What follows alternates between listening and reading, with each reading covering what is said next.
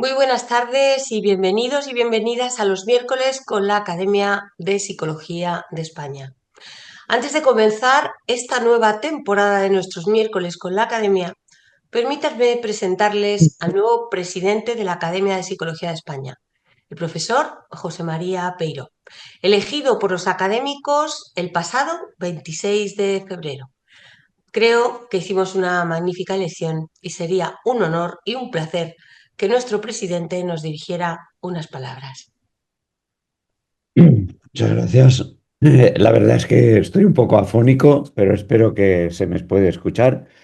Y como ya les ha anunciado la profesora y académica Maripaz García Vera, fui elegido presidente hace unas semanas y este es el primer acto público de la academia y yo quisiera saludarles y darles la bienvenida.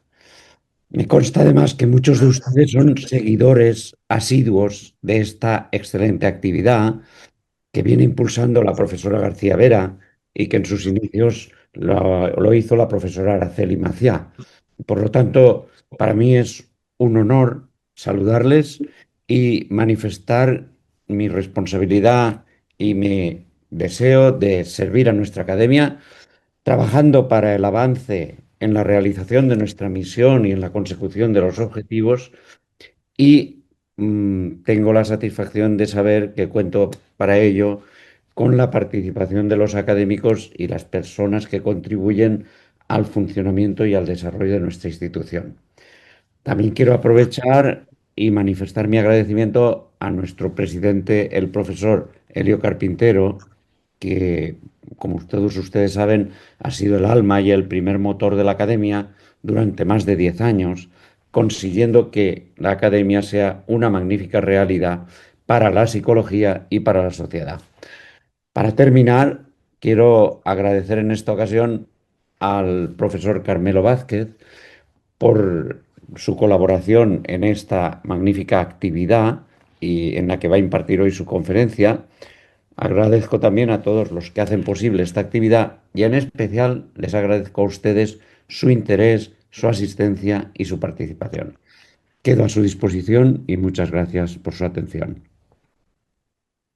Muchas gracias, presidente.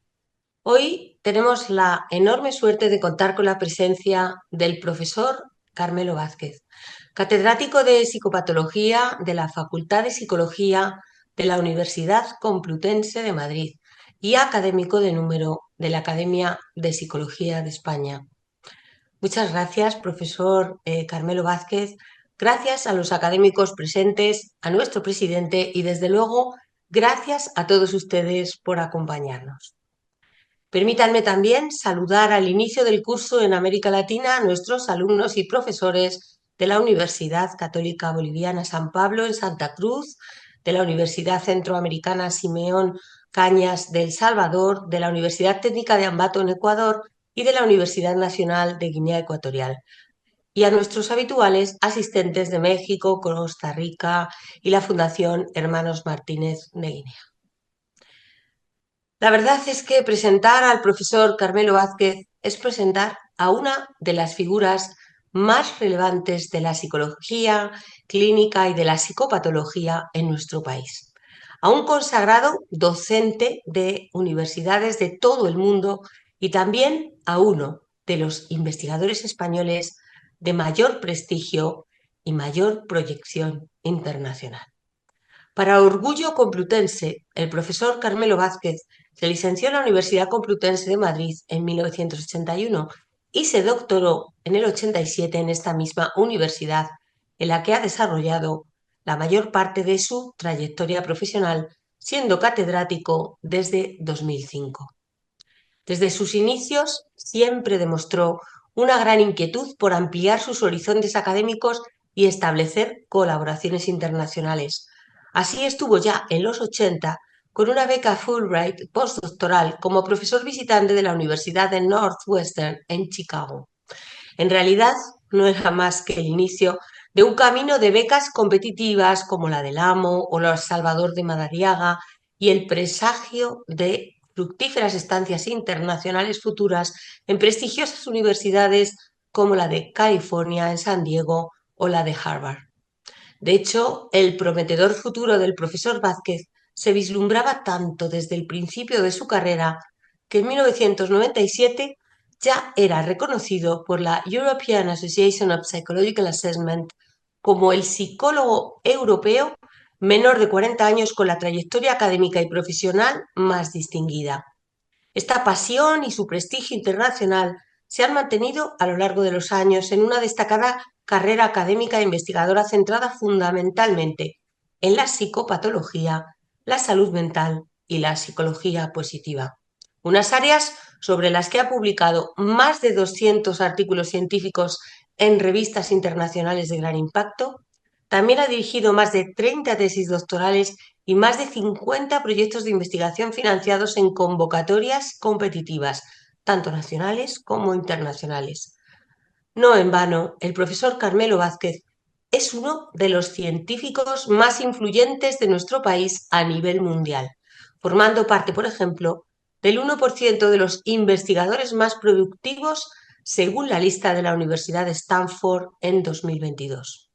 Esta calidad investigadora también ha sido reconocida en nuestro país, en el ámbito de la política científica, donde el profesor Carmelo Vázquez ha trabajado como gestor del área de psicología del Plan Nacional I+D del Ministerio de Ciencia e Innovación, llegando a ser el primer presidente del área de psicología de la Agencia Estatal de Investigación. Además, el profesor Carmelo Vázquez ha destacado también por algunas aportaciones para mejorar nuestra sociedad con la psicología científica. De hecho, tal es el caso de su actividad como miembro del equipo fundador de un sistema de intervención en incidentes críticos para Médicos Sin Fronteras España, o su colaboración en el 2021 en el Informe España 2050 que elabora Presidencia del Gobierno con el propósito de prepararse para las transformaciones económicas, sociales, demográficas y ambientales que se espera ocurran en el futuro. Y desde luego ha llegado a la sociedad a través de diversos libros como El bienestar psicológico, sobre el bienestar psicológico, como por ejemplo El estudio científico del bienestar, fundamentos para una psicología positiva aplicada, o su famoso libro Optimismo inteligente, en coautoría con la profesora María Dolores Avia y con prólogo de Martin Seligman. Su prestigio académico y científico le ha llevado a obtener diversos premios y reconocimientos, como el Premio Nacional de la Obra Social de Caja Madrid, por su trabajo sobre salud mental y exclusión social, y también a tener una destacada presencia y un papel relevante en asociaciones de psicología como la Asociación Internacional de Psicología Positiva, de la que ha sido presidente, o en la Sociedad Española de Psicología Positiva, en la que ha sido fundador y presidente. Así pues, es un privilegio tenerlo aquí hoy para compartir sus conocimientos y experiencias con su conferencia Resiliencia Psicológica, viejas y nuevas miradas. Muchas gracias, profesor Carmelo Vázquez, cuando quiera. Muchas gracias, profesora García Vera. Se nota mucho que somos amigos y esta cariñosa entrada, ¿no? Pues sobre todo me hace recordar que tengo un prometedor futuro a mis espaldas, ¿no? Fundamentalmente. Gracias por la introducción. Muchas gracias también por abrir este ciclo de charlas de la academia en esta nueva temporada, y también por ser la primera bajo el manto del nuevo director, ¿no? De nuestro amigo y colega José María Peiró. De modo que es una enorme suerte poder estar aquí ahora compartiendo con muchas personas en directo algunas cuestiones que efectivamente tienen que ver con la resiliencia y con una perspectiva, creo, que nos puede interesar a todos desde el punto de vista de la investigación en psicología. Y espero que podamos, tanto en la presentación como después en el coloquio, pues tener un intercambio de ideas de las que voy a hacerles partícipes a partir de ahora. Yo creo que podría empezar a ver si somos capaces, si soy capaz.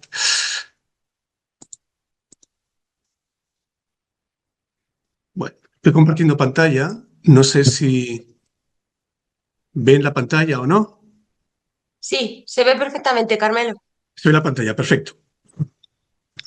Bueno, pues comenzamos entonces con esta mirada de este árbol que es un árbol que creo que está en la isla de Córcega, si no recuerdo mal, y que ilustra bastante bien esta idea de la resiliencia, ¿no? Como esta resistencia frente a la adversidad, pero que de algún modo, como ven en esta figura, deja alguna huella, ¿no? No es algo que deje, bueno, pues incólume, ¿no? A quien sufre la adversidad, sino que realmente puede dejar algún tipo de marca en nuestras vidas, ¿no?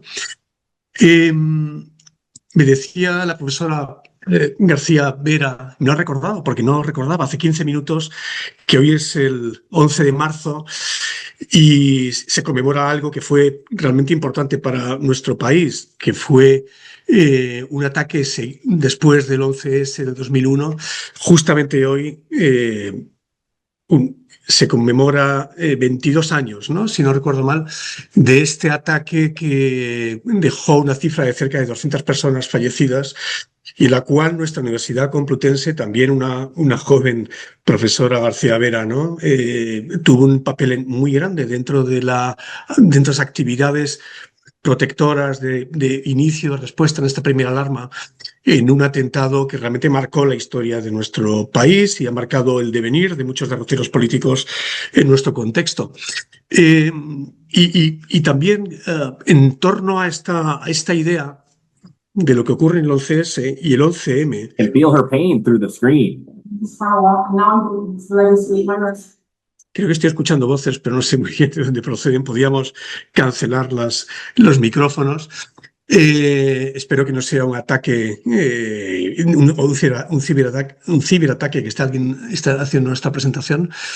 Me parece que es importante recordar el 11M y 11S, no solo por este aspecto político conmemorativo, ¿no? De este evento que marcó nuestra sociedad, sino también porque desde el punto de vista de la investigación en psicología tuvo un enorme impacto, porque cambió nuestro modo de hacer investigación en el ámbito del trauma y de la adversidad.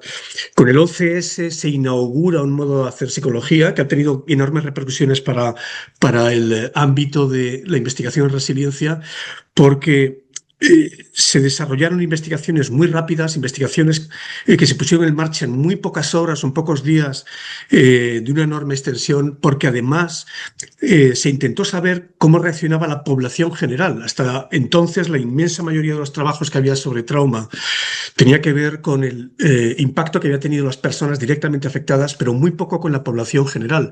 Y el 11S inaugura de este modo un modo de hacer investigación preguntando sobre cuáles son efectos directos o indirectos sobre personas que han sido testigos de una masacre, de un suceso terrorista o de un suceso potencialmente traumático, y además empleando una amplia gama de medidas, no solo psicopatológicas, sino también de funcionamiento social, también de funcionamiento positivo, incluyendo aspectos positivos como fortalezas psicológicas, de modo que, aunque de un modo precipitado, y gracias a este aviso de Maripaz García Vera, he añadido un par de diapositivas iniciales con un pequeño tributo y recuerdo a algo que realmente transformó nuestras vidas, pero también transformó de un modo importante el modo de hacer investigación en psicología, ¿no? Y no está de más hacer esta pequeña mención.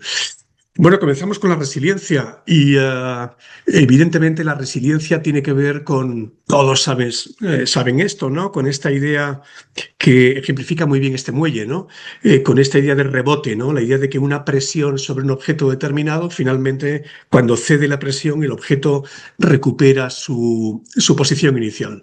De modo que este tipo de resistencia es lo que etimológicamente incluso se relaciona con la palabra resiliencia, y es un concepto que no solo aparece en el ámbito de los materiales, en el ámbito de la ingeniería fundamentalmente, sino también se transporta de un modo relativamente rápido a las ciencias medioambientales, fundamentalmente a la ecología, por parte de un artículo que tuvo una enorme repercusión de Holling en el año 73, y básicamente En ecología, resiliencia se entiende como la capacidad que tienen los sistemas para admitir, para absorber perturbaciones que los afectan, pero fundamentalmente desde un punto de vista adaptativo, qué mecanismos utilizan los sistemas para no solo volver al punto inicial como este muelle, ¿no? en ingeniería, sino reorganizarse estructuralmente o funcionalmente para poder seguir existiendo en un contexto nuevo. Yo creo que este concepto ecológico tiene una clara conexión con la aplicación del concepto de resiliencia, etimológicamente en psicología. Etimológicamente, como también muchos de ustedes saben, tiene que ver con este término latino de resilire, repetición, reanudar algo, volver, y el silire, que es el botar, ¿no? De modo que es esta idea del muelle que vuelve a su posición.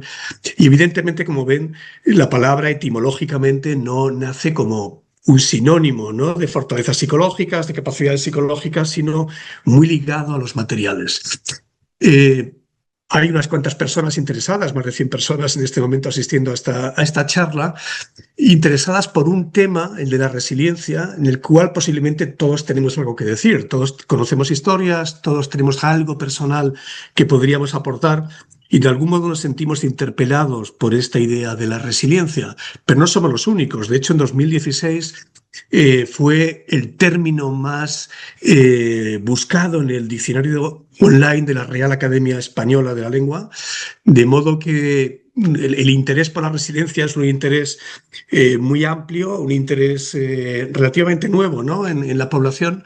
Y si acudimos al diccionario de la Real Academia de la Lengua, observamos que hay dos significados que recogen realmente bien esta idea, ¿no? La idea, por un lado, de, en primer lugar, la capacidad que tenemos los seres vivos para adaptarnos ante agentes que alteran nuestro modo de funcionar.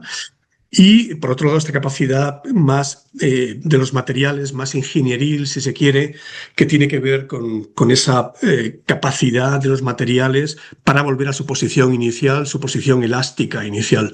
Pero veremos que en psicología esta idea de la elasticidad y la vuelta a la posición inicial tiene un recorrido bastante corto, ¿no? Yo no creo que este sea un elemento crítico, clave de la resiliencia, porque los seres vivos y los seres humanos en particular somos seres cambiantes, y el cambio es una propiedad intrínseca de nuestro comportamiento, y la vuelta a esa posición inicial puede que sea más ilusoria que real. Todos tenemos algún tipo de historia que nos ha llamado la atención, y para mí quizá el ejemplo más claro de resiliencia en muchos aspectos, ¿no? Desde el punto de vista no solo de la resiliencia individual, sino también de la resiliencia colectiva, de grupo, y la capacidad de liderazgo, ¿no? que permite aglutinar esos componentes de resiliencia, es el conocidísimo caso del Shackleton, de Shackleton, de Ernest Shackleton, que fue el capitán del Endurance, una nave que, como saben todos, va a la Antártida, se queda atrapada en el hielo en 1919, y durante 2 años los miembros de esa tripulación, no les cuento el final para no hacer spoiler, pero están atrapados en condiciones realmente extremas, y solo una capacidad tremendamente aglutinadora, tremendamente positiva de Shackleton, descritas en este maravilloso libro, Atrapados en el hielo, que les recomiendo encarecidamente que lean si les es posible. Solo a través de esa capacidad de Shackleton son capaces de algún modo sobrevivir a esas durísimas condiciones que esta tripulación tiene en el verano austral. ¿Cómo se introduce en psicología? Bueno, hay varias vías de introducción. No hay una única vía de introducción del término resiliencia o el concepto de resiliencia en psicología. Quizá la primera mención de psicología, pero puede haber quizá alguna otra sorpresa, pero yo creo que fue el matrimonio de Jack y Jean Block en el año 80 posiblemente, La primera mención explícita al hablar de la ego-resiliencia, o la resiliencia del ego o del yo, con un matiz más bien psicoanalítico, pero que en último término hacía mención a la capacidad que tienen los niños fundamentalmente de mostrarse resistentes frente a la adversidad. Sin duda he elegido una serie de nombres que me parecían que eran claves y con un pequeño homenaje también a ellos. El de Norman Garmesi, quizá este es uno de los pioneros en la investigación sobre cómo los niños evolutivamente son capaces de absorber elementos de adversidad. Garmesi, por cierto, fue presidente de la APA, ¿no? durante un periodo, en los años 70, y tuvo una enorme importancia. Amy Werner, de la cual hablaré un poquito más adelante, haré una breve mención explícita a ella. Es también otro personaje de enorme importancia. Michael Rutter, psiquiatra, trabajando sobre todo con autismo infantil, que en los años 80 utilizó de modo sistemático el concepto de resiliencia. Anne Masten, que introdujo un elemento que yo creo que es importante. El hecho de que la resiliencia quizá no es algo excepcional, sino que está presente en nuestras vidas de un modo cotidiano. Esta idea yo creo que es una idea bastante luminosa, ¿no? A veces digo en broma que la resiliencia está sobrevalorada porque todos somos resilientes, ¿no? Y realmente no es algo extraordinario, ¿no? No es una característica extraordinaria de los seres humanos. Y Anne Masten hablaba de la magia ordinaria, ¿no? De la resiliencia.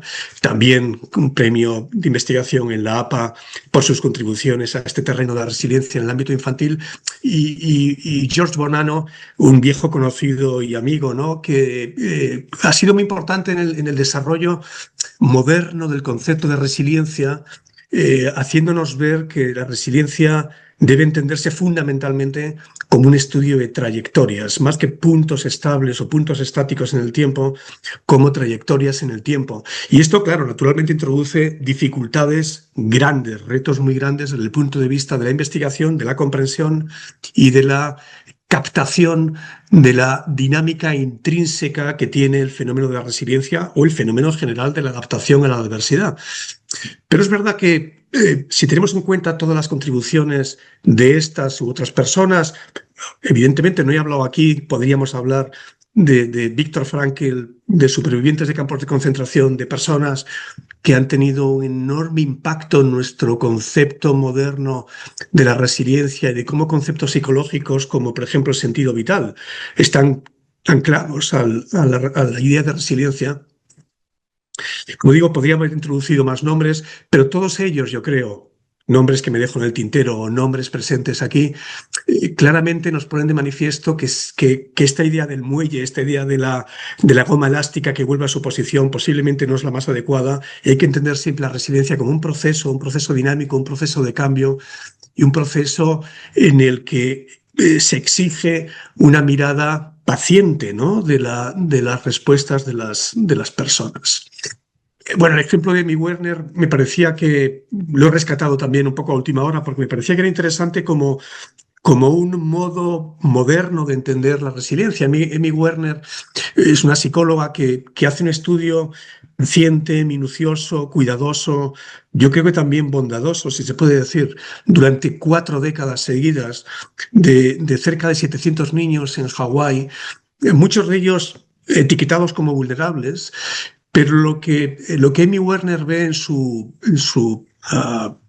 observación es que muchos niños con altas vulnerabilidades psicosociales finalmente tienen una vida pues más que aceptable, tienen una evolución positiva en su vida, una inmensa mayoría, y que incluso una mayoría, 2/3, indica ya en su estudio, de chicos no resilientes finalmente en la edad adulta llegan a serlo. De modo que esta mirada longitudinal, esta mirada ciente, insisto en esa palabra que yo creo es importante, y difícil de financiar, por otro lado, ¿no? Que esto es un problema también importante de estudios como el de la resistencia, ¿no? O el de la adaptación, o el de la resiliencia, exigen fondos que a veces no son tan fáciles de conseguir y mantener, sobre todo, ¿no? Pero, en fin, yo creo que este modo de hacer de Amy Werner abre de algún modo los ojos sobre cuál sería el modo apropiado de investigar la resiliencia. En el ámbito de la psicología, cuando acudimos a definiciones de resiliencia actuales, aquí he escogido algunas, podríamos haber escogido algunas otras, ¿no? Todas ellas, de algún modo, aluden a la idea de que la resiliencia no es solo una resistencia frente a la adversidad, sino que de algún modo incluye este elemento de adaptación, de recuperación, de tener una vida con significado, una vida productiva. Esto es lo que nos plantea el Instituto de Resiliencia Infantil y de la Familia. Autores como Werner, como Lecomte, insisten en esta idea que es más ambiciosa, pero también más complicada de satisfacer metodológicamente, ¿no? De que la resiliencia no es solo no consiste solo en medir síntomas o ausencia de síntomas, después hablaremos un poco más de esto, sino que tiene que ver con tener una buena vida. Y definir una buena vida, queridos oyentes, no es nada difícil, ¿no? No es nada fácil, perdón. Y en eso estamos, muchos de los empeños que tenemos, ¿no? En el ámbito de la investigación dentro del campo más amplio de la psicología positiva, pues entra dentro de este empeño, ¿no?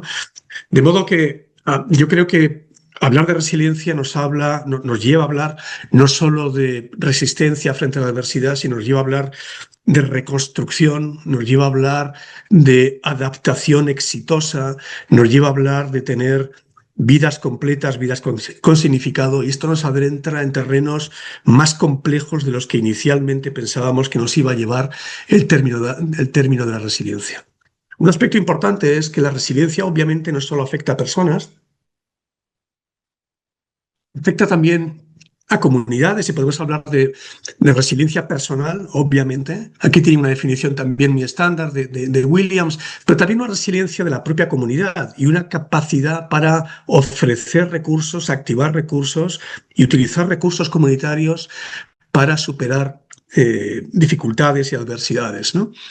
Incluso podríamos hablar también de resistencia de los países, no solo de las comunidades, sino de los países, ¿no? Para afrontar dificultades, y de esto hablaremos un poquito más adelante, aunque sea un aspecto más lateral del tipo de investigaciones en las que yo he estado implicado, pero quería hacer alguna mención sobre esto.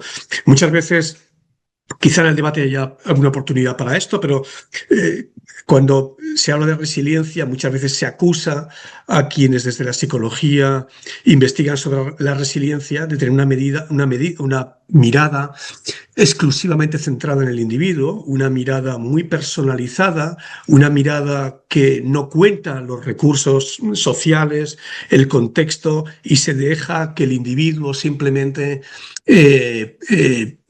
sea, ¿no?, el encargado, el agente de luchar contra las adversidades. Yo creo que esto es una visión injusta e inadecuada o imprecisa científicamente, porque esto no es así. Los investigadores en resiliencia sabemos muy bien, los que trabajamos en el ámbito de la psicología más individual, la psicopatología, pero también en el ámbito de la psicología social y comunitaria, que la resiliencia se puede entender desde muchos puntos de vista. La resiliencia, por lo menos en el ámbito académico, tal como lo entendemos desde un punto de vista más riguroso, ¿no?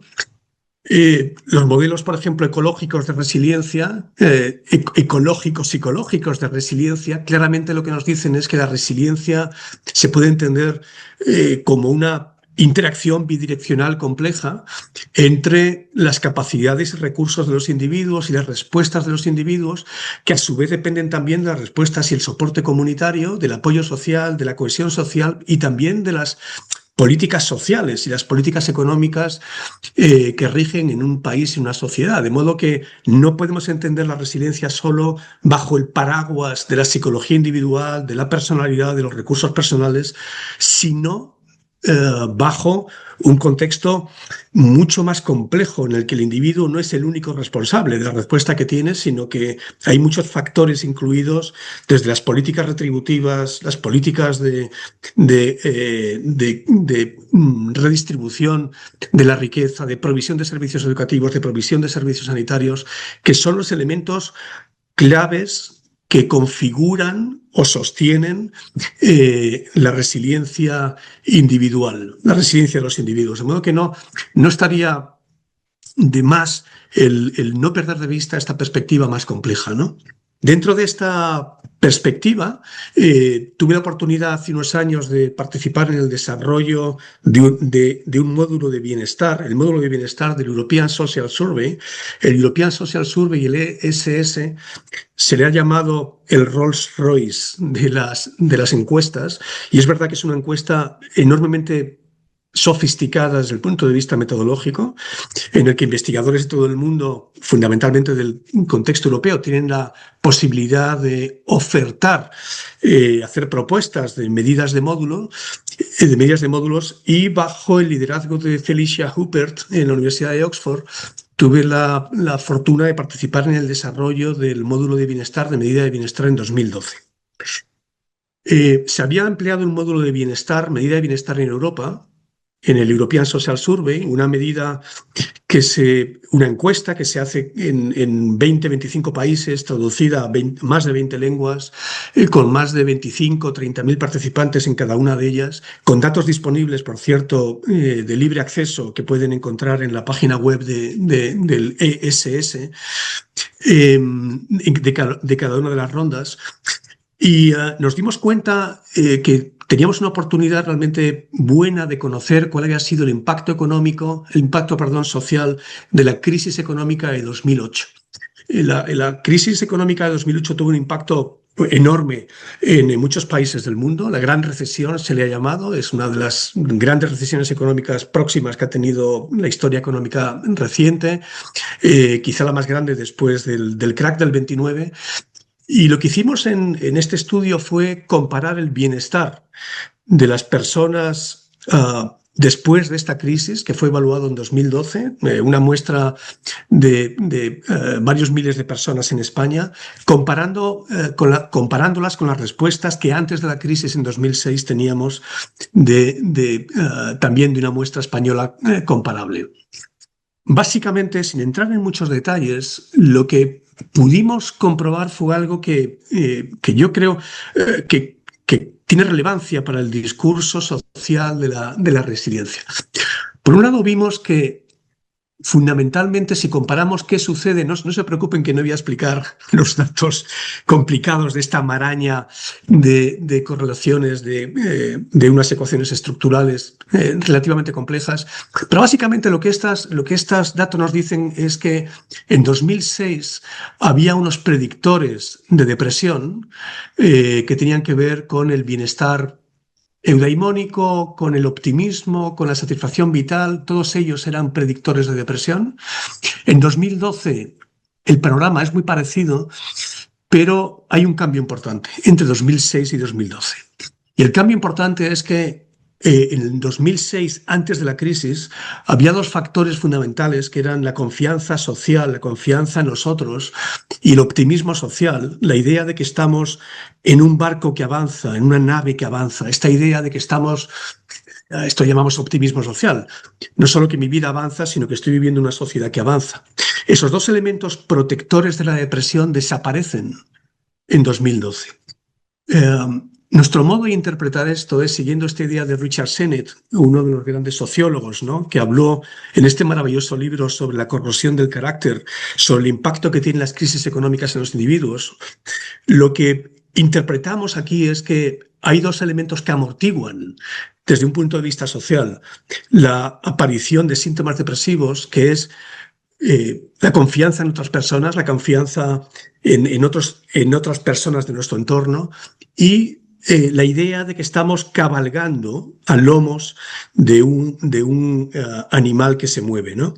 Esto se hunde con la crisis de 2008, esto desaparece con la crisis de 2008 y deja de amortiguar ese elemento que tenía aquí de reducción a través de correlaciones negativas, ¿no?, con los niveles de depresión. Más recientemente, y de hecho es algo tan novedoso, que esta misma noche o mañana por la mañana tengo que entregar un informe de investigación de un proyecto europeo del cual creo que voy a hacerles partícipes a los presentes por primera vez, ¿no?, de los datos que hemos obtenido en ellos. Y ahora les voy a adelantar qué aspectos de resiliencia hemos evaluado. Bueno, en una reciente revisión sobre los factores individuales, sociales, económicos, estructurales, ¿no? que existen frente a crisis sociales y económicas, estos autores en la revista Communication Psychology, en la revista del grupo Nature, planteaban algo que es interesante, y es que las respuestas de resiliencia frente a un estresor que figura aquí en esta barra gris, ¿no?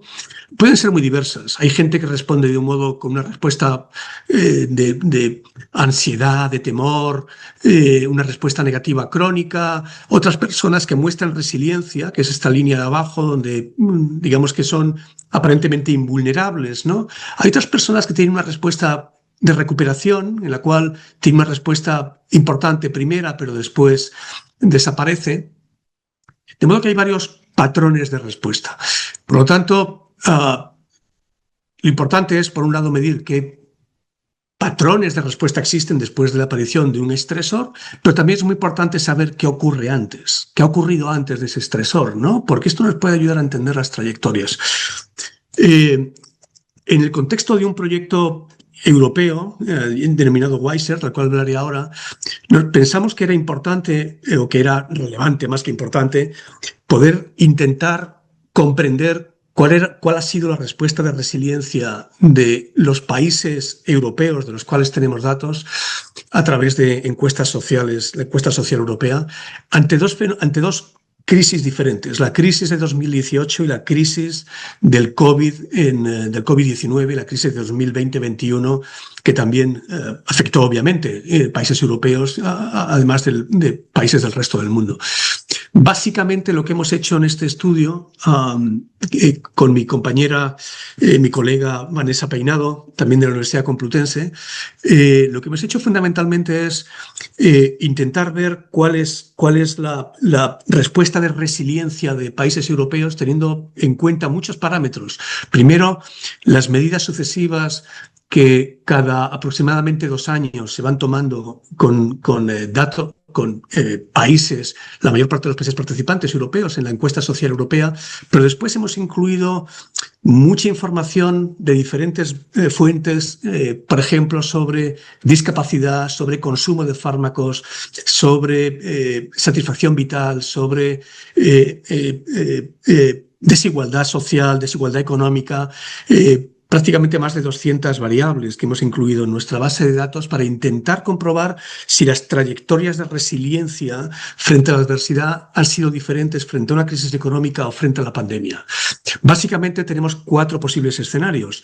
Un escenario en el cual hay una buena recuperación para ambas crisis, la recesión de 2008 y el COVID, un escenario de mala recuperación en ambas y un escenario mixto con un cambio positivo comparando lo que sucede antes de la crisis y después de la crisis en el COVID, o un cambio positivo en el caso de la recesión de 2008. De modo que tenemos 4 posibles escenarios y sin abrumarles con datos, no voy a abrumarles ahora porque los datos además están todavía, no en fase de elaboración, pero estamos finalizando el informe técnico final y las recomendaciones para políticos e investigadores, ¿no?, que vamos a transmitir a la Unión Europea. Pero fundamentalmente uno de los hallazgos importantes es que la resiliencia nacional como tal no existe, es decir, no hay países que sean resilientes en todas las crisis, o este no es el patrón más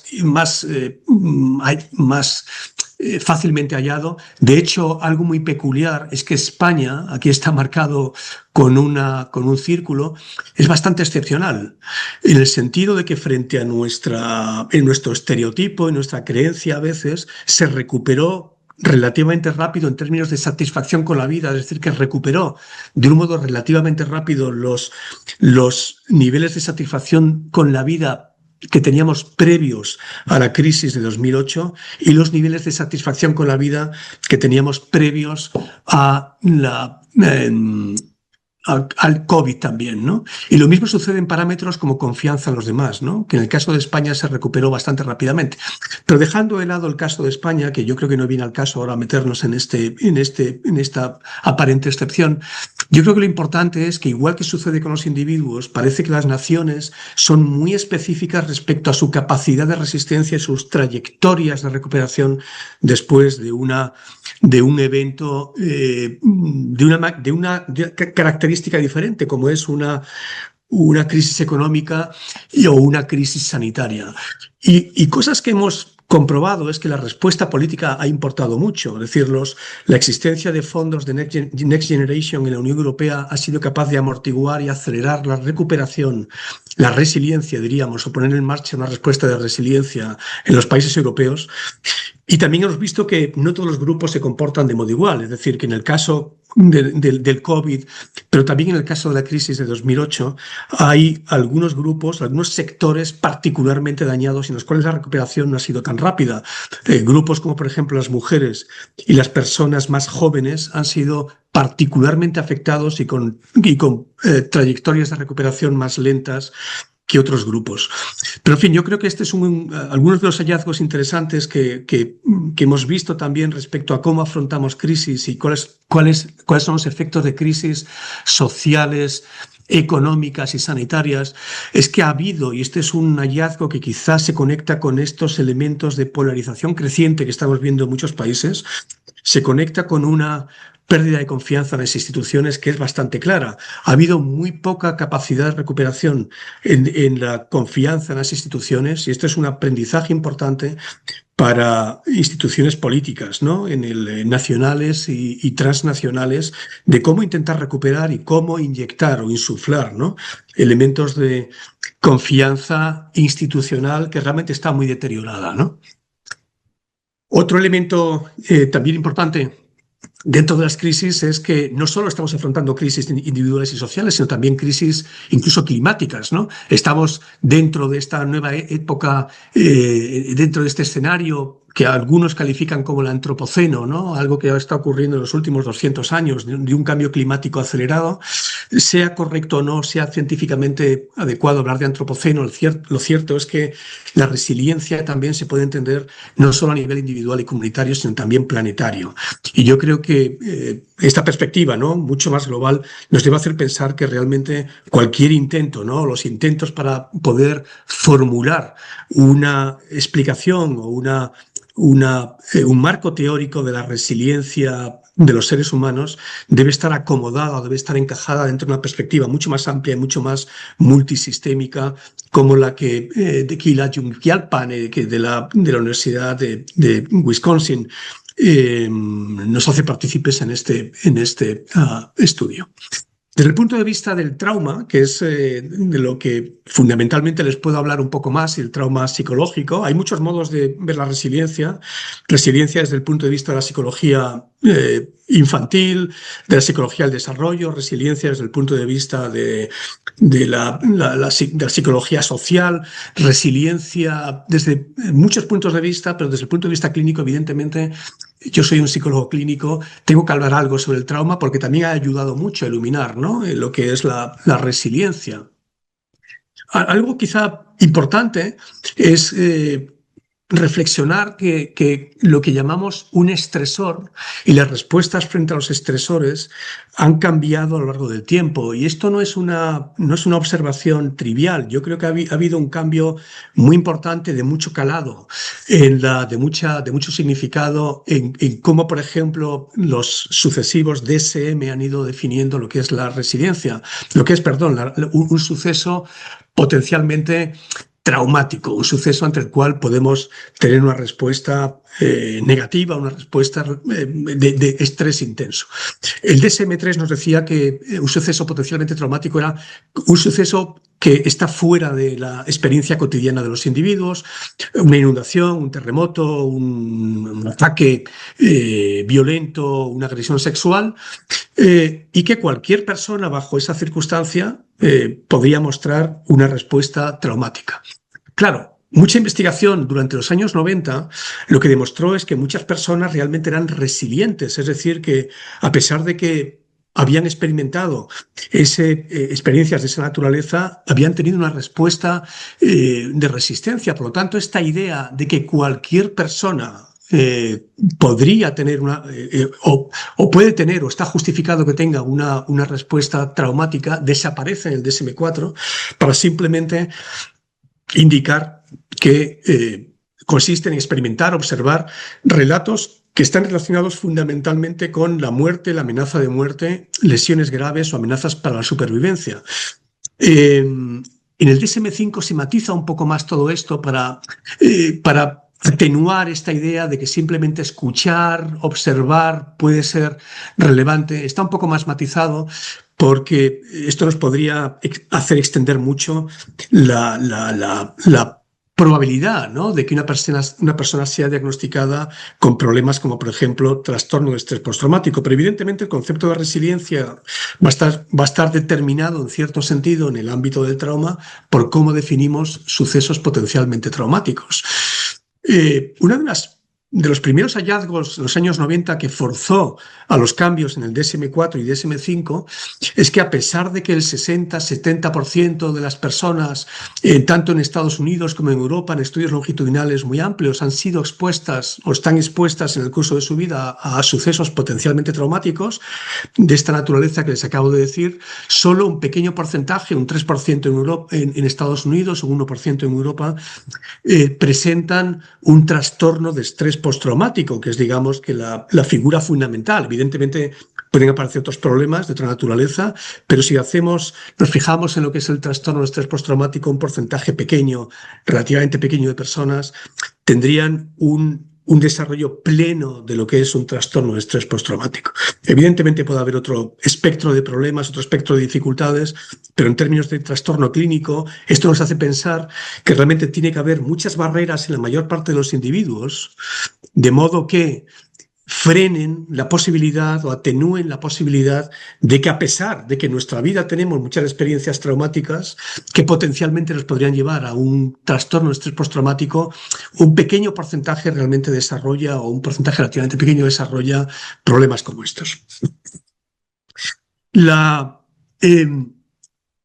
mirada sobre la adversidad es una mirada que ha ido cambiando desde la patología, el énfasis en la patología, el énfasis en modelos de vulnerabilidad, como estos modelos del DSM-3 y DSM-4, a hacer énfasis en los últimos 20-25 años a elementos relacionados con la resiliencia. Nos interesa mucho la vulnerabilidad, nos interesa mucho detectar quiénes van a desarrollar problemas, pero lo cierto es que un porcentaje muy importante de personas aparentemente son resilientes. Ahora explicaremos un poquito mejor cómo podemos operativizar esto. Y también tenemos que explicar, tenemos la necesidad de explicar y tenemos el compromiso científico y el compromiso social también de explicar qué factores contribuyen a la resiliencia y a esta capacidad de absorción relativamente adaptativa de dificultades de la vida. Pero en los últimos años, incluso, hay un elemento adicional que se liga con este interés que les decía antes la profesora García Vera en mi currículum sobre sucesos positivos, elementos de funcionamiento positivo, y es que comienza a haber bastante interés en explorar la aparición de elementos positivos, hablaré de alguno de ellos ahora a continuación, que están ligados a las experiencias traumáticas. No solo hay resiliencia, sino que además, o puede haber resiliencia, sino que además puede haber incluso efectos positivos o efectos de crecimiento relacionados con experiencias traumáticas. Imre Kertész, como otros muchos autores, ¿no?, han hablado de elementos positivos dentro de la adversidad. Y él, en este maravilloso libro Sin Destino, que habla de algo tan crudo, ¿no?, como su experiencia en campos de concentración, siendo un niño, ¿no?, nos habla de que lo que él recuerda en los campos de concentración es algo que puede parecer absurdo, puede parecer trivial o puede parecer incluso insultante, ¿no?, que son momentos de momentos de felicidad, ¿no? Momentos de juego, momentos de algo que aparentemente es contradictorio, ¿no? Convivir experiencias adversas. Quizás esto es un elemento más literario, si se quiere, pero refleja muy bien esta posibilidad, no esta necesidad, pero sí esta posibilidad de que incluso dentro de situaciones altamente traumáticas haya elementos positivos, ¿no? Claro, en psicología veníamos de modelos en los que se enfatizaba muchísimo la vulnerabilidad, la fragilidad. En los años 80, en los años 70 o hasta los años 70, 80, predomina ese tipo de aproximación en la cual el modelo de Kubler-Ross, por ejemplo, sobre la muerte, ¿no? De cómo afrontamos la muerte, es un clarísimo ejemplo, ¿no? De este tipo de modelos en el cual se nos indica que la depresión, el malestar, es un elemento necesario dentro de los procesos de elaboración de dificultades tan grandes como afrontar noticias sobre la muerte o enfermedades amenazantes para nuestra vida, ¿no? La verdad es que estos modelos tuvieron una enorme importancia. Fueron muy importantes para prestar atención a cosas que habían sido hasta entonces poco atendidas, como el afrontamiento de la muerte, dificultades extremas, pero no estaban muy sustentados o muy apoyados, y después la investigación empírica no pudo confirmar que hubiese estos necesarios pasos y este necesario abatimiento frente a dificultades, ¿no? Pero es verdad que en los años 70, 80, cuando yo era estudiante, los modelos que prevalecían en psicología eran modelos en los cuales obviamente se ignoraba la resiliencia como un fenómeno, se pensaba que la resiliencia era un fenómeno quizás patológico, quizás anómalo, quizás más presente en personas con una patología de vínculos, por ejemplo, de apego. Eran teorías muy comunes entonces, y estábamos, digamos que muy imbuidos dentro de esta idea de que los seres humanos, aunque puedan resolver finalmente las dificultades que tienen, pasan por procesos obligadamente negativos o psicopatológicos. La investigación sobre resiliencia en el ámbito del trauma ha puesto de manifiesto que hay muchos factores, aquí les pongo algunos de ellos, que son importantes, ¿no? Por cierto, otro ejemplo maravilloso de literatura sobre resiliencia es esta obra anónima escrita en los años 50, después de acabar la Segunda Guerra Mundial, por una mujer, una superviviente de situaciones muy traumáticas, de violaciones múltiples por parte de soldados rusos en la Berlín destruida, ¿no? E invadida por el ejército ruso. Y ella cuenta cuáles son sus mecanismos, ¿no? Sus mecanismos de supervivencia frente incluyendo, por cierto, el humor y la disociación como elementos protectores de una experiencia extrema, brutalmente extrema de violencia, ¿no? Bueno, aquí hay muchos elementos que sabemos, la investigación ha puesto de manifiesto, la flexibilidad cognitiva, la flexibilidad de uso de recursos de afrontamiento, la capacidad de distanciamiento frente a lo que está sucediendo, elementos como la aceptación, un mecanismo, ¿no? de afrontamiento que sabemos que es muy importante desde el punto de vista de la resiliencia, aceptar la transitoriedad y la no permanencia, ¿no? De emociones y situaciones. También creencias de agencia, creencias de control, creencias que tienen que ver con el planteamiento de que las dificultades en nuestra vida son elementos que tenemos que afrontar, son desafíos, ¿no? Pero no necesariamente son elementos que están llamados a hundirnos, ¿no? De modo que hay mucha investigación, no quiero tampoco cansarles con esto, seguramente ustedes son conscientes también de muchas piezas que metaanálisis y revisiones sistemáticas han puesto de manifiesto sobre la capacidad de resiliencia e incluso también la capacidad para experimentar emociones positivas, como nos indicaba este Premio Nobel de Literatura húngaro, en situaciones tan extremas, ¿no? como un campo de concentración, la capacidad de experimentar emociones positivas, ¿no? El COVID nos hizo, la experiencia del COVID, la pandemia nos hizo nos dio oportunidades también de investigación extraordinarias, ¿no? Bueno, en parte porque estábamos muy aburridos en casa y teníamos que hacer algo. Y también porque el ejemplo de lo que había ocurrido durante el 11S, el 11M, de la puesta en marcha de investigaciones muy rápidas, muy ágiles, para dar respuesta a problemas suscitados en la sociedad, nos sirvió de ejemplo para poner en marcha muchos grupos de investigación. Muchas personas que están aquí presentes hoy pues han sido también, ¿no? Miembros activos de estas propuestas de investigación, y nuestro grupo estuvo implicado en una de estas propuestas.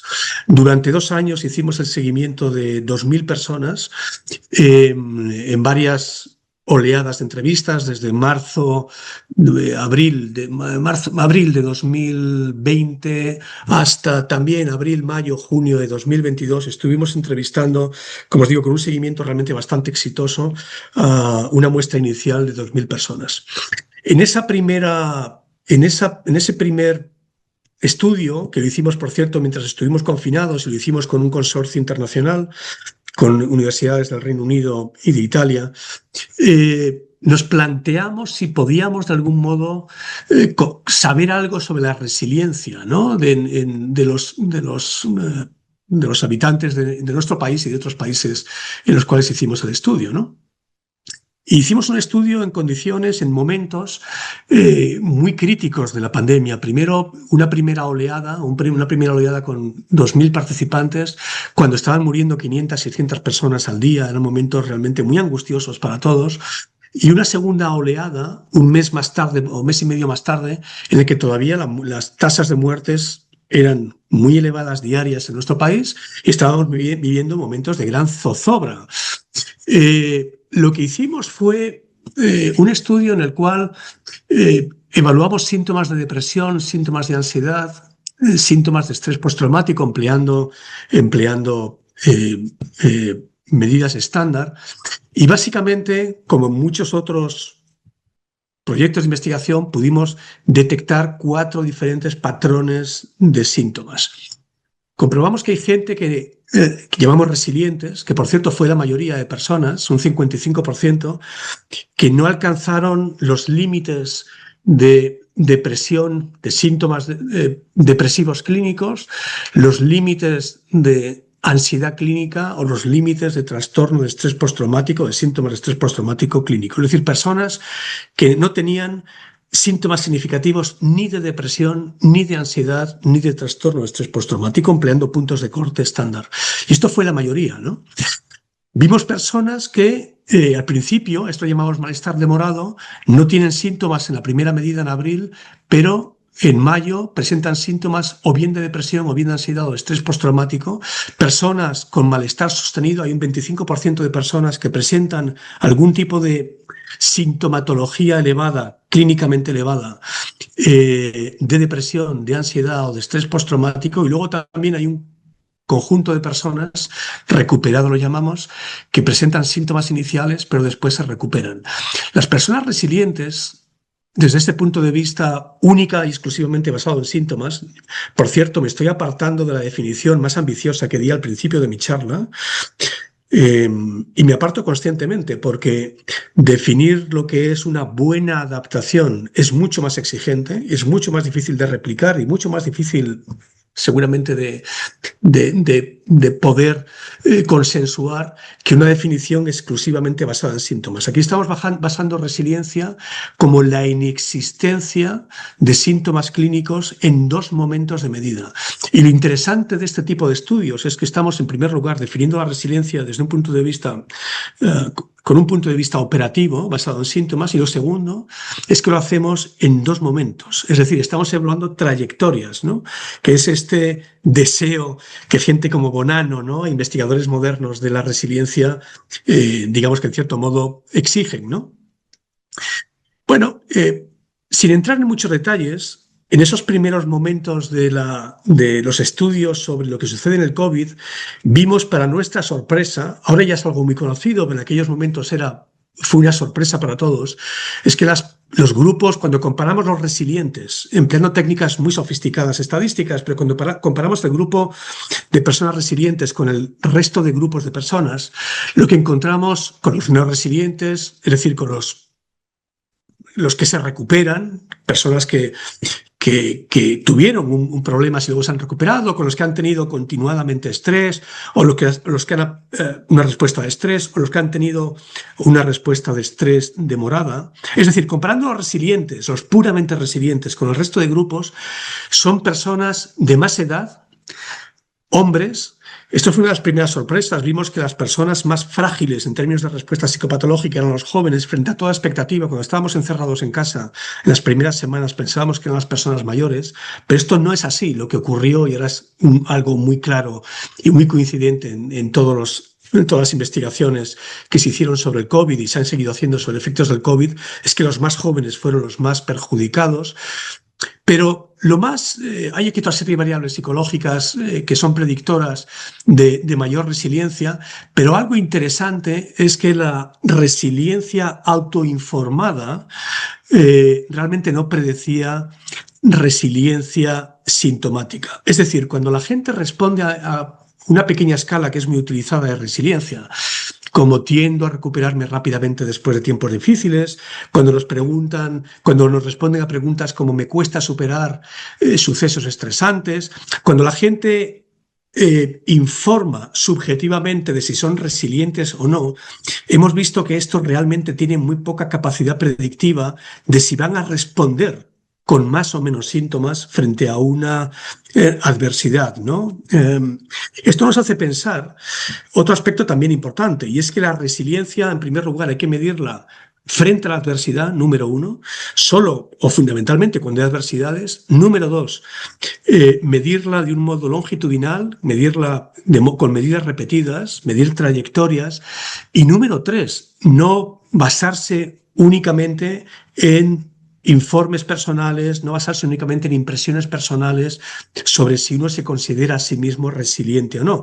Bueno, cuando estamos midiendo resiliencia con este tipo de escalas, quizás estamos midiendo cosas que son muy importantes, que son autoestima, que son autoconcepto, que son imagen personal, pero no estamos midiendo la capacidad real que tiene la gente de responder con una respuesta de resiliencia en términos de síntomas.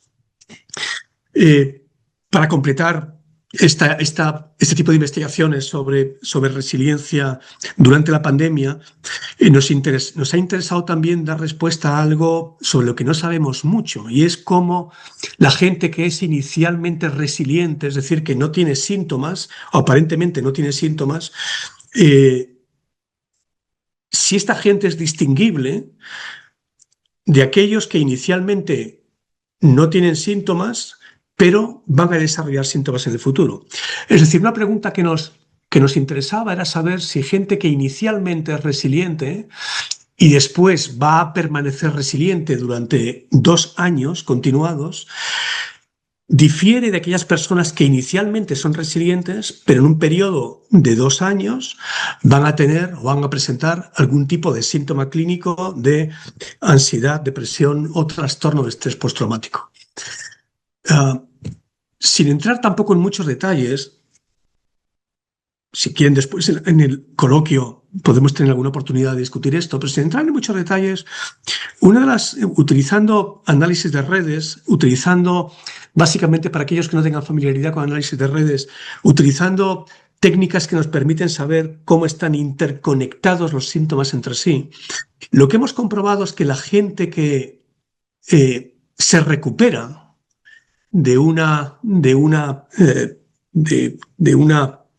situación traumática como fue el COVID, es gente que tiene entre los síntomas de ansiedad, depresión, menos interconectividad. Es decir, los síntomas están menos interconectados. Se pueden sentir tristes o pueden sentir ansiedad, pero no hay una gran conexión entre los síntomas. Entre aquellas personas que hay una mayor conectividad de síntomas, esa mayor conectividad de síntomas inicial hace que posiblemente continúe su presencia de síntomas, su malestar continuado durante más tiempo, ¿no?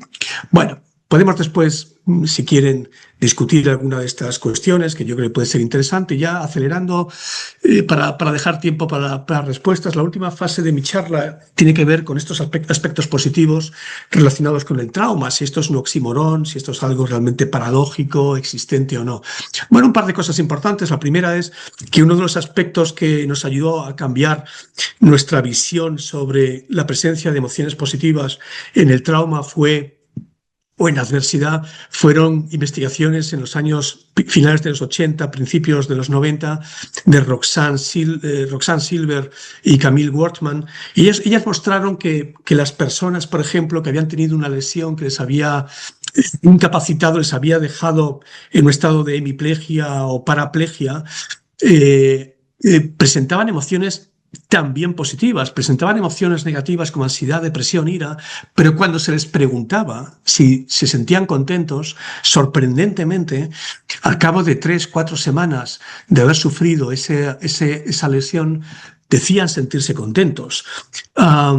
Y el sentirse contentos, sentirse happy era la palabra que se empleaba en los cuestionarios, era de hecho la emoción aisladamente más frecuente y más intensa. De modo que las emociones, el panorama de las emociones durante las adversidades es mucho más complejo del que pudiéramos pensar. No solo aparecen emociones negativas, sino que también están presentes emociones positivas. Cuando se les preguntaba a la gente por qué tenían emociones positivas, pues ellos decían, bueno, pues ha venido gente a verme, siento que ahora puedo moverme, las últimas 2 semanas he mejorado algo, ahora puedo mover la mano y antes no podía, siento que la gente me aprecia mucho, que me quiere. Y había un cambio también respecto a prioridades, valores y objetivos, ¿no? Este es un elemento también muy importante que suele suceder cuando hay adversidades. Aquí tienen algunos de los elementos textuales que la gente decía tener. En un trabajo hecho con Médicos Sin Fronteras en los años 2000, con un terremoto que tuvo efectos devastadores en El Salvador en 2001, pudimos comprobar que personas que estaban en albergues, ¿no? Estaban albergadas, cuando les preguntábamos no solo por salud mental, síntomas, etcétera, que también lo hicimos, ¿no? Estábamos comisionados por Médicos Sin Fronteras para hacer este estudio, pero no, cuando les preguntábamos sobre emociones positivas, muchos de ellos, a pesar de haber sufrido pérdidas materiales, pérdidas emocionales, pérdidas a veces de seres queridos, eran capaces de encontrar elementos positivos en un porcentaje muy alto de quienes se les preguntaba, elementos positivos en su experiencia, la sensación de tener recursos para controlar lo que estaba pasando, la capacidad para encontrar algún significado a la catástrofe que habían tenido, el recordar momentos de felicidad después de la tragedia, el ser capaces de percibir que habían aprendido algo, ¿no? Habían aprendido algo de lo que había sucedido. Eran elementos que estaban presentes, no tapan, no eliminan, no hacen inexistente los síntomas de malestar, pero son coexistentes, ¿no? Y uno de los elementos importantes y de las lecciones quizá más importantes que hemos aprendido en estos años sobre el trauma es que tenemos que estar, y en general en psicología clínica, yo diría, ¿no? Es que tenemos que estar muy pendientes y muy sensibles no solo a cambios negativos que se producen, síntomas, malestar, discapacidad, pero también la presencia de elementos positivos, emociones positivas, cogniciones positivas, elementos que tienen que ver con la esperanza, con el optimismo, con la capacidad percibida de gestionar problemas. Algo parecido hemos encontrado, por ejemplo, en personas que han sufrido infartos de miocardio. Cuando hemos entrevistado a personas con infarto de miocardio en las 72 primeras horas después de haber tenido una situación que ha sido amenazante para su vida, hemos visto que el panorama emocional de estas personas en estas 72 primeras horas es fundamentalmente positivo. Hay una mayor prevalencia de emociones positivas que de emociones negativas. Esto rompe también algunos estereotipos, ¿no?, que tenemos sobre cómo se afrontan adversidades, incluso aquellas que pueden amenazar de algún sentido nuestra supervivencia, como un infarto de miocardio, ¿no? Es verdad que eran personas que estaban en planta, les entrevistábamos en la planta, en el hospital, estaban en condiciones de seguridad, pero es interesante que tanto en las primeras horas como después, al cabo de 5 meses, el panorama fundamental, el paisaje fundamental emocional que aparecía era de emociones positivas. Incluso es posible Antonio Banderas le conocerán muchos de los presentes aquí, seguramente todos los presentes, ¿no? Un actor que tuvo un infarto de miocardio, por cierto, ¿no? Y hablaba del infarto como una bendición que Dios le había dado, ¿no? Hay mucha gente que habla de las experiencias traumáticas a toro pasado, decimos en España, ¿no? Cuando han ocurrido como un elemento de aprendizaje, ¿no? Bueno, esto es lo que llamamos crecimiento postraumático, pero el crecimiento es algo que va más allá de la resiliencia. La resiliencia, si nos fijamos desde el punto de vista más banal, más ingenieril, es la vuelta a la posición inicial. Desde el punto de vista de la resiliencia es un cambio que hacemos, una adaptación, pero desde un punto de vista incluso más exigente, la idea de crecimiento postraumático es que incluso hay mejoras. Somos mejores de lo que éramos antes de haber tenido una experiencia negativa. A veces puede ser un divorcio, una separación, una enfermedad grave, etc. Esto lo llamamos, como saben muchos de ustedes, crecimiento postraumático, y hay mucha evidencia de que en diferentes ámbitos, ataques terroristas, supervivientes de cáncer, padres en duelo, personas que han sufrido violencia comunitaria, personas que han sufrido ataques al corazón, un 50-60% de personas, dependiendo del tipo de problema, experimentan de un modo genuino lo que ellos dicen que son algún tipo de beneficio, ¿no? Les ha servido para algo, ¿no? Esto no significa que esto no coexista con cicatrices, que no coexista con dificultades, que no coexista con problemas que ha podido conllevar, a veces de modo crónico, estas dificultades, pero ha servido también para ampliar cosas en la vida, ¿no? Cosas que tienen que ver con conductas, cambios en modos de comportarse, en hábitos, ¿no? En motivaciones, en metas vitales, cambios en metas, cambios incluso más profundos respecto a la identidad, en quién soy yo, qué cosas quiero hacer en mi vida, qué quiero hacer como padre, como esposo, como compañero, ¿no? En mi vida. Estos cambios a veces son efímeros, pero a veces son permanentes, ¿no? Y pueden ser en muchos niveles diferentes, ¿no? Desde los más superficiales, digamos, a cambios más identitarios. El crecimiento no es solo resiliencia, es algo más, no es volver a un punto de partida, no son mejoras transitorias y son mejoras centrales, ¿no? Son mejoras que no tienen que ver con cambios hedónicos, no solo tienen que ver con meros cambios de aprendizaje, sino que son cambios a veces filosóficos sobre la vida, a veces que tienen que ver sobre la identidad personal, ¿no? De nuestros deseos, nuestras motivaciones y nuestras metas, ¿no? Acabando con esta presentación, también hemos tenido la experiencia de ver qué factores pueden estar presentes como predictores de crecimiento postraumático. Con colegas de la Universidad de Chile hemos tenido algunas experiencias de estudios sobre qué predictores de crecimiento postraumático hay. En el año 2010 hubo un terremoto y un maremoto, uno de los más grandes que ha vivido la humanidad o registrado la humanidad, en Chile, 8.8 en la escala Richter.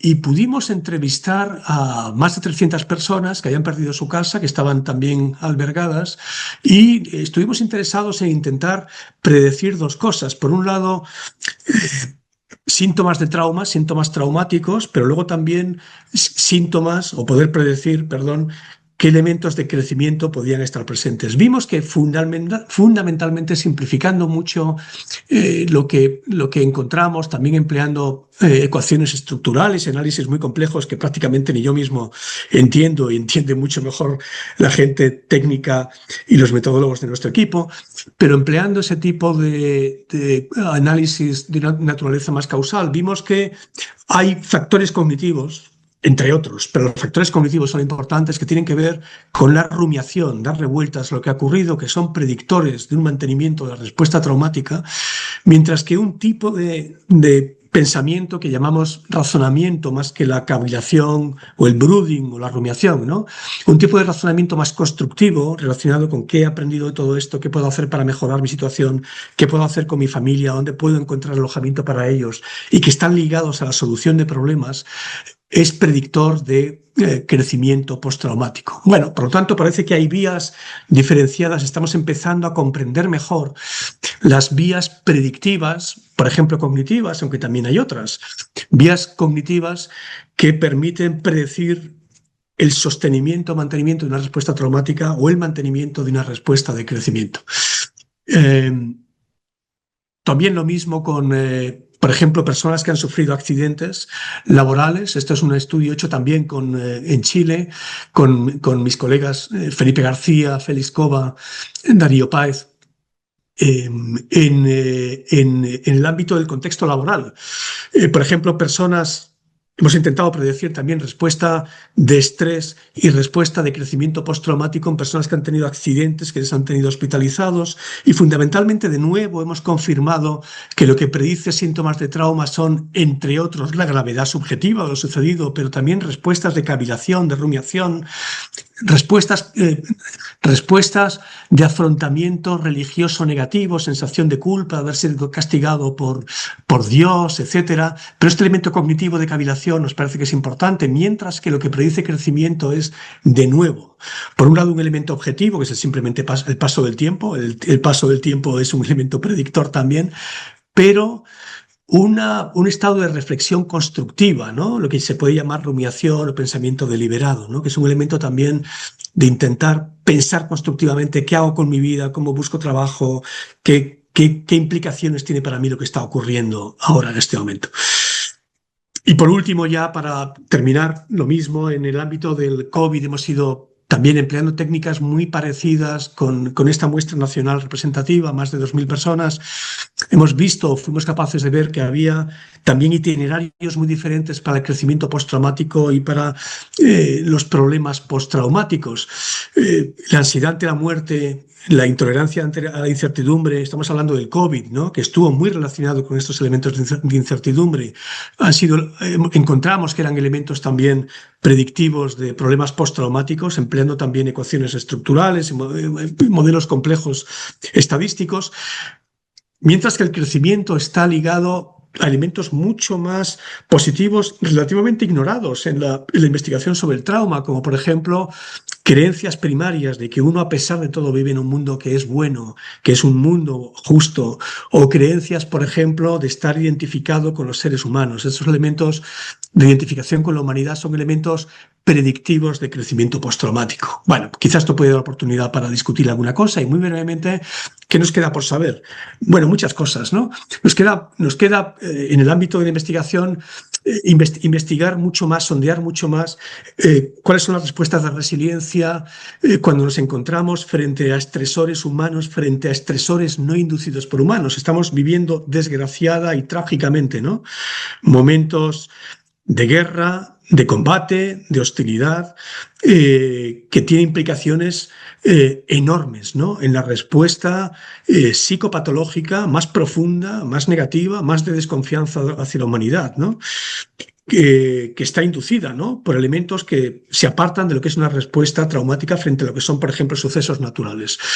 Muchas mejores medidas de estresores, muchas mejores medidas de resiliencia también. Ya hemos dado un pequeño ejemplo, como a veces los cuestionarios son medidas relativamente imprecisas de resiliencia. Nos hace falta diseños longitudinales, diseños, como decía desde el principio de mi presentación, diseños longitudinales, diseños que nos permitan valorar mucho mejor las dinámicas de cambio.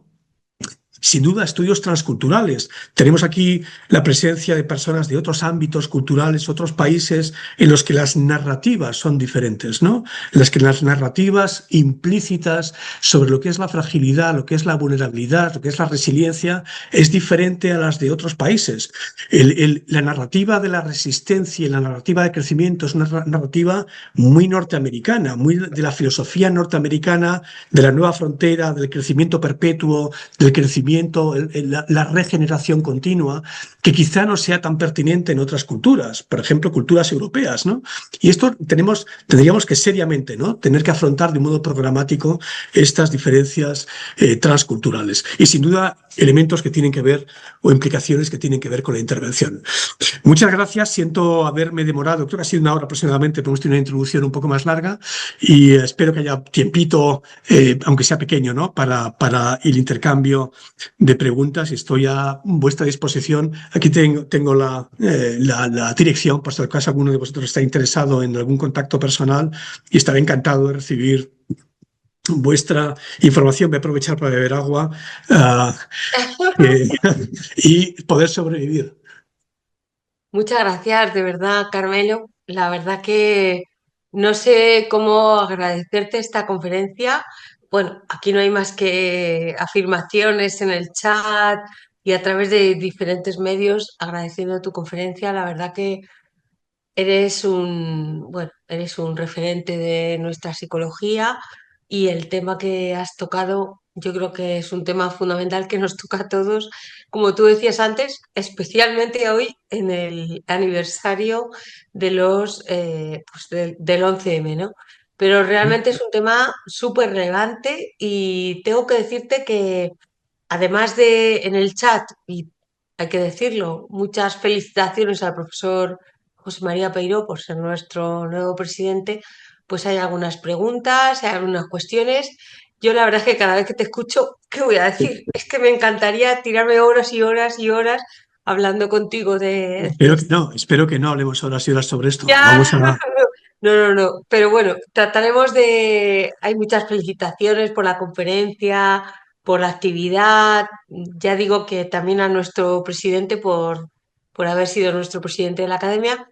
Bueno, hay una primera pregunta de uno de nuestros académicos, el profesor Antonio Guillamón, académico nuestro, que nos pregunta si realizasteis alguna, le ha interesado, eso la verdad que le ha interesado mucho el estudio que habéis hecho sobre el COVID y os felicita. Y dice que si realizasteis alguna estratificación teniendo en cuenta sexo, género y edad. Es una de las primeras preguntas. Bueno, sí, fue una de las características interesantes del estudio que hicimos es que utilizamos una muestra de panel. Era lo mejor, era lo más factible hacer en aquellos momentos. Montamos el estudio, y yo creo que también, ¿no? Maripaz, yo creo que tú llevaste a cabo también estudios montados de modo muy rápido, muy ágil, ¿no? Y yo creo que estuvimos todos en ondas muy parecidas.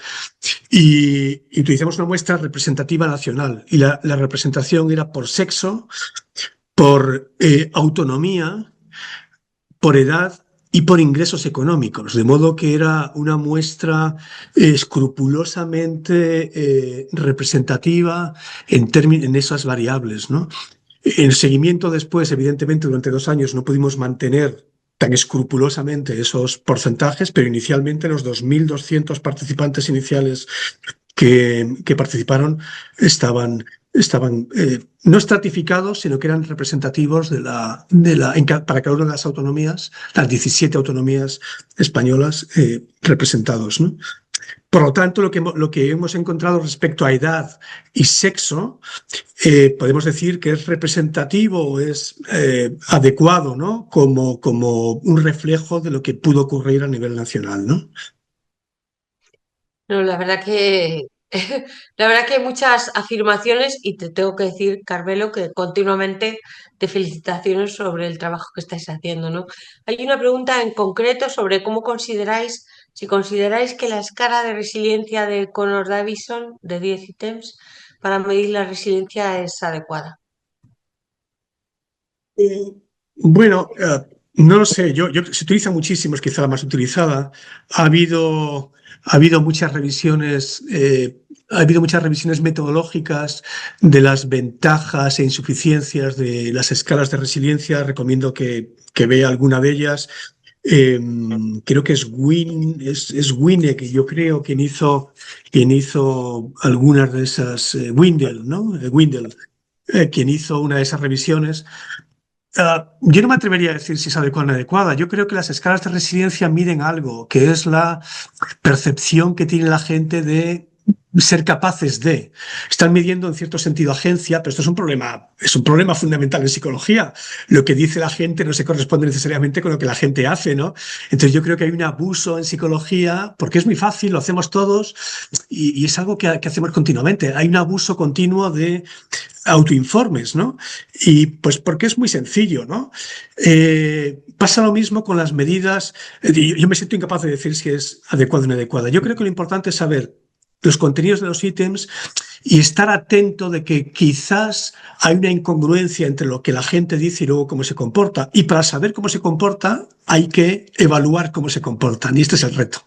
Es decir, tenemos que contrastar lo que la gente, con lo que la gente dice y quizás predictivo de cómo se comporta con qué cosas hace realmente después, ¿no? Entonces yo creo que ese elemento conductual de la psicología se ha disuelto mucho, ¿no? En las últimas décadas, ¿no? Y creo que había que hacer una apuesta por tomar más medidas de lo que realmente sucede con medidas múltiples, ¿no? Y no solo autoinformes. Entonces, mide resiliencia. Bueno, mide cosas que pueden ser importantes, como la percepción de resiliencia, y esto ya en sí mismo pues, puede ser interesante. Muchas gracias, Carmelo. La verdad es que yo en este tema tengo que decir que cada vez que escucho lo que dices aprendo y además tengo que decir, sinceramente, lo digo de corazón, es que es uno de los temas que más me importan en el Claro, mundo claro. y me parece más importante, ¿no? Y bueno, pues yo también te diría que nos has hablado de un concepto que a mí me parece muy importante, ¿no? Que es el de el crecimiento postraumático, ¿no? Y nos has dejado ver que la gente, incluso después de haber vivido experiencias traumáticas, es capaz de crecer y de valorar otras cosas y de ver aspectos positivos, ¿no? A mí este es un elemento que desde el punto de vista clínico siempre me ha llamado mucho la atención y me ha parecido algo maravilloso, ¿no? Que los seres humanos seamos capaces de, incluso cuando nos ocurre algo horrible, ser capaces de ver lo positivo, crecer o sea, ser capaces de ver lo que nos ha, lo que es más importante, lo que no y tal. Y a mí, por ejemplo, hay unos estudios, tú has citado también a algunos de los profesores, Roxy Silver Cohen, la Universidad de California en Irvine y tal, y hay una cosa que siempre me he preguntado, que ¿por qué sería así, no? Y te la voy a preguntar, ¿no? Por ejemplo, los estudios sobre crecimiento postraumático, pues una de las cosas que llegan a la conclusión es de que, si, primero, está claro, ¿no? Que si no hay sufrimiento, no hay crecimiento postraumático. O sea, esta gente que encontramos a veces de atentados, que te dicen, no, todo ha sido bueno, todo es maravilloso, Exacto. en el fondo son casi como evitadores, ¿no? O sea, realmente no se han enfrentado a la situación emocional, ¿no? Es más evitación que otra cosa, ¿no? Entonces tú, por ejemplo, aludías, ¿no? Al hecho de que, pues eso, que muchas veces el crecimiento postraumático está claro que para todos los psicólogos es algo maravilloso, porque es que la gente, a pesar de que pase por estas situaciones, sea capaz de ver que, pues que su vida, pues ha cambiado, incluso que son capaces de valorar más las cosas importantes que las otras, etcétera, ¿no? Entonces, una de las cosas que los estudios dicen bueno, que no hay crecimiento postraumático si no hay sufrimiento, ¿no? A mí esto me parece un dato fundamental, ¿no? Para eliminar aquello que es más evitación o sea, si no hay sufrimiento, no hay crecimiento postraumático, lo cual nos indica ya que el sufrimiento de los seres humanos es importantísimo porque tiene que Claro, existir para que la gente claro, crezca, ¿no? Entonces, claro. a mí una de las cosas que más me fascinan de estos estudios es que demuestran que el crecimiento postraumático se relaciona precisamente con el sufrimiento hasta un punto, porque llegado a un punto, cuanto más sufrimiento, o sea, habitualmente podríamos decir que cuanto más sufrimiento, más crecimiento, hasta un punto, ¿no? Y a mí eso que dicen los estudios de hasta un punto me llama mucho la atención porque yo digo, ¿qué punto es? Y cuando yo veo a las víctimas del terrorismo y digo, a ver, por ejemplo, pues una víctima, yo qué sé, de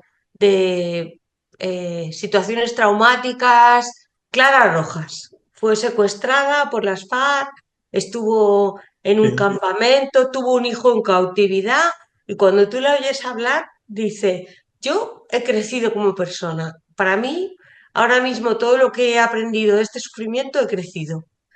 Y dices, es claramente un ejemplo de crecimiento postraumático.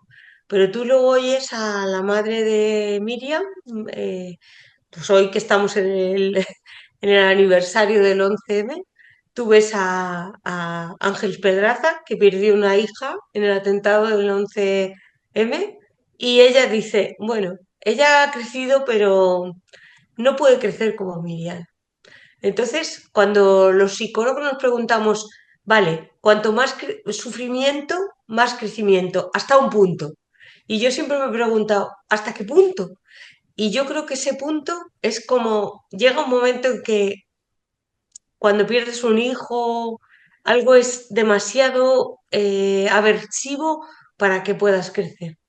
¿Qué opinas tú, Carmelo? Porque es que de eso no tenemos conocimientos, pero los psicólogos nos preguntamos mucho, ¿no? O sea, cuanto más sufrimiento, más crecimiento postraumático, hasta un punto. ¿Qué punto es ese? O sea, perder un hijo, ¿qué opinas tú, no? Bueno, yo creo que el punto no se puede saber cuál puede ser porque va a depender mucho, evidentemente, ¿no? De cómo se metabolizan las cosas y la metabolización de cosas tan dramáticas como, por ejemplo, perder un hijo, que es una de las cosas que Roxanne Silver, que por cierto que invitaste en alguno de tus cursos, ¿no? De Sí, sí, verano de sí, hace años, ¿no?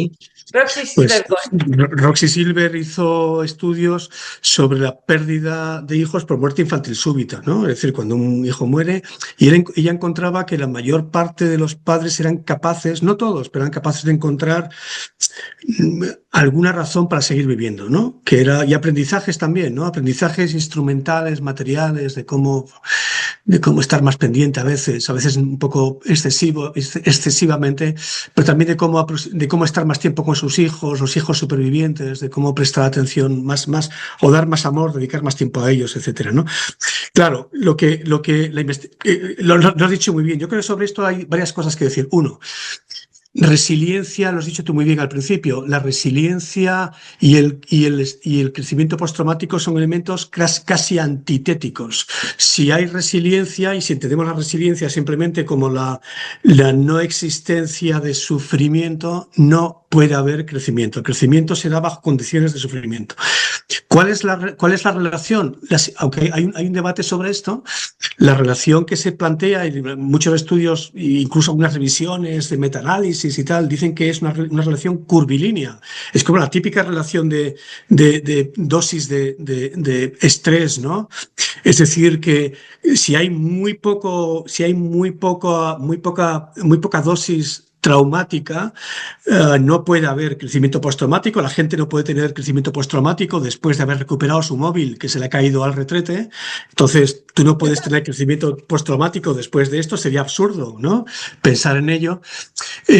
Pero en condiciones muy extremas se hace más improbable el crecimiento, se hace más difícil. Entonces hay una relación probablemente curvilínea. Es más probable que haya crecimiento con dosis intermedias. ¿Qué significa dosis intermedia? Y nos meteríamos en otro tinglao, pero digamos que conceptualmente este podría ser el asunto.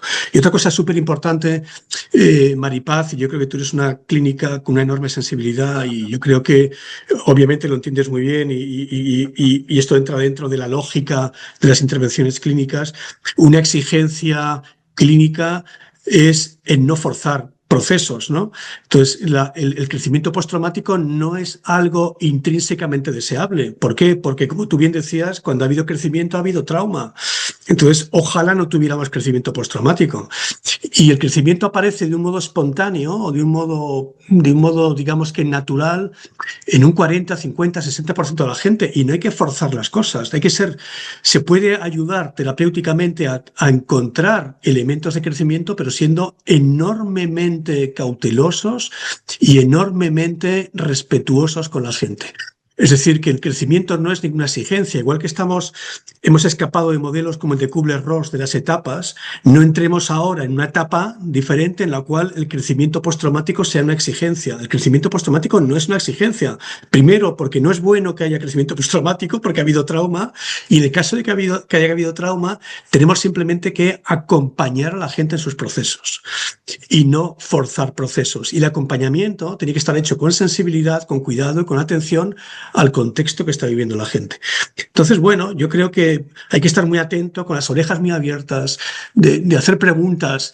Oye, ¿esto crees que te ha servido para algo en el futuro? ¿Crees que habrás podido aprender algo sobre esto? Y con preguntas abiertas, un terapeuta puede dejar, ¿no?, puertas, ¿no?, entornadas, que los pacientes o las personas que han sufrido problemas puedan, cuando ellos crean y cuando ellos quieran, coger y seguir abriendo, ¿no?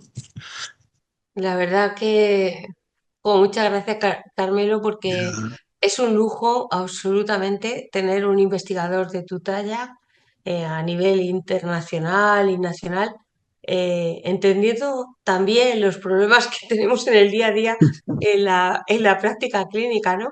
La verdad que ya sabes que te admiro mucho hace muchísimos años y que tus aportaciones son para nosotros una referencia absoluta. Y te Mutuamente, agradezco. Maripaz, No, no, que mutuamente. va, no, no, no, tú eres el maestro y yo fui tu alumna y sigo siéndolo y la Bueno, verdad que me siento muy orgullosa y realmente te agradezco mucho lo que dices porque la verdad es que es un tema que aparte del nivel de investigaciones que tiene tantísimas repercusiones en la vida de cada día de cualquier persona que esté trabajando con la guerra, o sea, todo lo que estamos hablando, que realmente creo que nos has aportado mucho.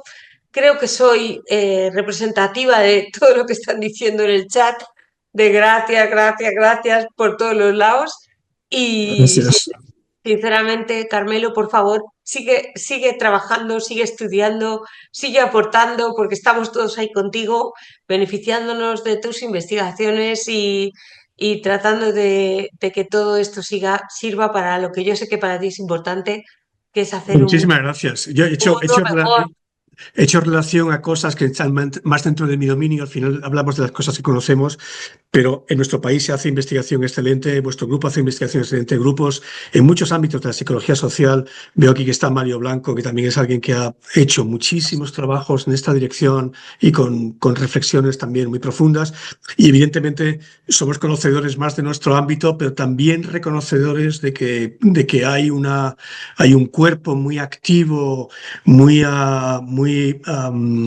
capaz, ¿no? de hacer contribuciones realmente significativas al ámbito de la psicología, el ámbito de la psicología relacionada con la adversidad, el trauma, la resiliencia y la buena vida en último término, ¿no, Maripaz? Por supuesto, aquí está nuestro presidente y yo creo que si algo nos une a todos es el deseo de mejorar el mundo y de trabajar por eso, ¿no? Quizás es así, ¿no, José María? Sí, solo unas palabras para felicitar a Carmelo Vázquez por esta magnífica conferencia, por la colaboración con la academia y por compartir con nosotros tu investigación, que es puntera, muy relevante y muy estimulante. Muchísimas Muchísimas gracias gracias. y también a todos los participantes por el interés que han manifestado y por su asistencia. Muchas gracias. Muchas Muchas gracias, gracias. presidente. Muchas gracias, Carmelo. Qué bonito es esto de trabajar porque el mundo mejore. Y tengo que decirles que por favor no se olviden de que el próximo día 18, o sea, la semana que viene, tenemos a la misma hora con nosotros a una de las grandes de nuestra psicología clínica, nuestra académica, la doctora Aurora Gavino, y su conferencia Papel de las habilidades terapéuticas en psicoterapia. Así que les esperamos para que nos acompañen también en esta fantástica conferencia. Y bueno, darle las gracias y creo que hay muchas cosas en común entre todos los que estamos conectados a estas horas, pues por la psicología y por hacer un mundo mejor. Muchísimas gracias, de verdad, Muchas gracias. a descansar y muchas gracias, de verdad. Ah, Hasta el hasta próximo luego. miércoles, nuestro miércoles con la Academia de Psicología de España. Hasta luego. Gracias.